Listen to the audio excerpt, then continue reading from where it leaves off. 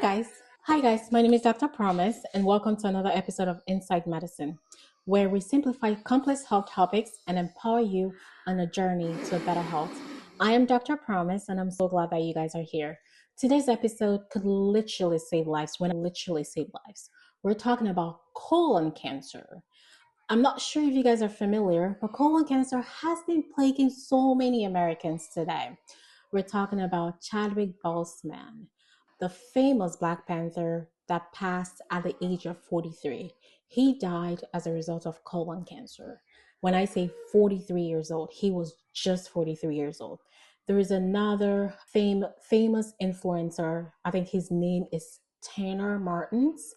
And guess what? He died at the age of 30. He was first diagnosed with colon cancer at the age of 25. He got chemotherapy, was treated for 5 years, and then he passed, leaving behind his wife and a newborn baby. Now, we're talking about a man who died at the age of 25. Tanner Martins, may his soul rest in peace. And Chadwick Boseman, who is a famous Black Panther, I loved him. He passed at the age of 43, all from colon cancer. Now, this is a topic that has been so dear to my heart, and I really want to talk about this topic. Now, why is colon cancer affecting so many young Americans? You could be diagnosed at the age of 20, you could be diagnosed at the age of 30, 40. There's no limit to these things. I just want to first of all start and just kind of introduce what is colon cancer. It's also called colorectal cancer. It begins in the large intestine or the rectum and usually starts out small. It can start as a very small polyps or a small growth in your large intestine. And over time, this polyps can become so cancerous and can begin to spread into other areas of the body. And when it starts out very small, very tiny, sometimes it's difficult to have any symptoms. For years and years, it will be there. You're not going to have any symptoms. You think you're healthy. And before you know it, it's already become so large and has spread to even become stage 4 or stage 5. The only one thing I want to talk about right now is what are your risk factors for colon cancer? It can happen to anyone. It can start out at the age of 25, 30, 45. There's so many certain American populations that are at increased risk of colon cancer, and that is African Americans. African Americans are at high risk of colon cancer. There are several lifestyle factors like your diet. If you eat foods that are very high in red meats or processed meat, what is that processed meat that we typically eat? I'm running out of thoughts. It's usually found in pizzas. Pepperoni, yes. Sausage. Some of these processed, very high processed foods, lack of exercise, smoking, alcohol, all this, lifestyle modification can all contribute to your risk of colon cancer. There are certain symptoms that you should not ignore. One of the symptoms is blood in the stool.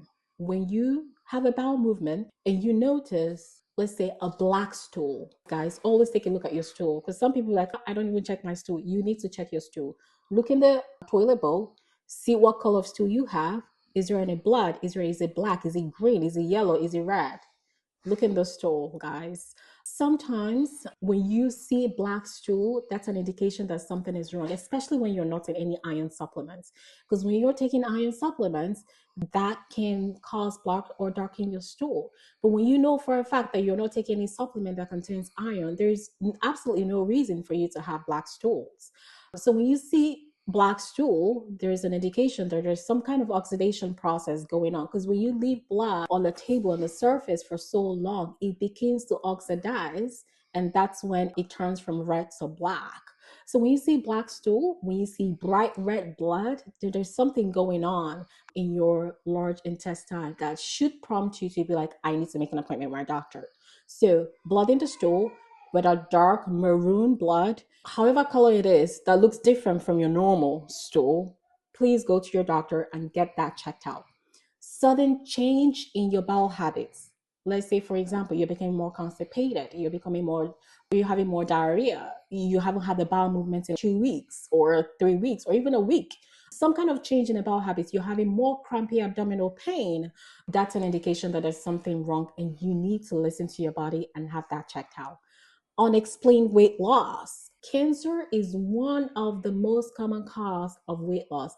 When you notice that you start losing weight, excessive amounts of weight, especially when it's not intentional. You're not trying to lose weight or look like a celebrity or some sort. You need to get that checked out. You're not, when you notice that you're not working out and you're losing weight, or you're not intentionally trying to not eat and you're losing weight, then there's something wrong.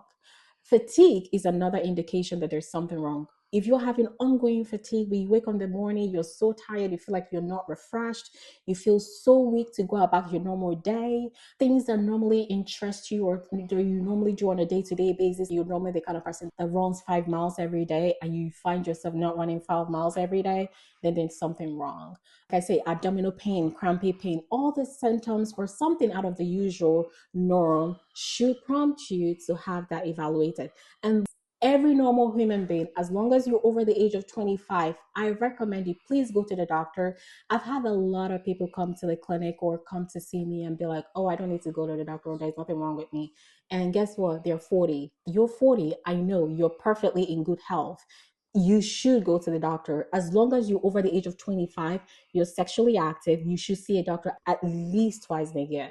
I actually do recommend to go see your doctor whenever you're over the age of 21, regardless of whether or not you're taking any medication, whether blood pressure or any medication. Even if you're not taking any medicine, please go see a doctor and do an annual screening examination and a regular draw for blood work at least twice a year. Every 6 months, you should be drawing blood and checking for every single thing in your body. So let's go back to our colon cancer. So there are so many things that we can do to screen for colon cancer. Usually, according to the American guidelines of gastroenterology, they recommend that the screening for colon cancer should begin at the age of 45. It used to be at the age of 50, but now because of the increased risk or increased diagnosis of colon cancer, they have now moved the age to 45. And honestly, I feel like the age should be at least 40. If you have any kind of family risk or family history of cancer of any sort in your family, your risk even doubles, and you need to start screening at an earlier age. If you have a father, a mother, or a sister diagnosed with breast cancer, ovarian cancer, pancreatic cancer of any sort, please start screening at least whatever age they were diagnosed or 10 years before the recommendation guideline. Let's say, for example, you have a father who was diagnosed with pancreatic cancer at the age of 45. There's no recommendation for screening for pancreatic cancer, but recommendation guideline for screening for colon cancer is 45. Your dad, let's say, was diagnosed with, let's say, pancreatic cancer at the age of 45. I recommend you to start screening for colon cancer 10 years before or 45, whichever one comes first. So 10 years before 45 is 35. So you should start screening for colon cancer at the age of 35. So that's my recommendation, just so you make sure that everything is okay with you. But the guideline still says 45. But if you have any family risk or family history of cancer, your recommendation or your screening should start at an earlier age. So, screening is very important for colon cancer. One of the things that we normally do is what we call colonoscopy, where a doctor goes in, a GI doctor, not me, a gastroenterologist specialist, takes a camera, you're lightly sedated, puts it into your where you poop, and goes around your colon and makes sure to see there is no polyps or any other growth or any abnormality in the colon. He just runs through the colon using the camera that will be shooting on the screen to examine your colon and make sure there's nothing. And if there's anything that he sees, whether like a blood or a polyps or abnormal growth, he normally cuts it off and tests it in pathology and lets you know whether or not it is cancer or not. If there is any polyps of some sort, your screening recommendation will decrease. When you have a colonoscopy done and there is nothing that a doctor saw in your colon, for example, then the next time you're going to have a screening done will be another 10 years. So this colonoscopy is typically done every 10 years. Now, if something abnormal was seen in the colon, then the screening guideline decreases to, let's say, 5 years. So you should screen every 5 years. So talk to your doctor and know what's right for you. We'll wrap it up here and we'll pick back up next time. Have a wonderful day. Take care. Bye bye. I don't know if this was recorded.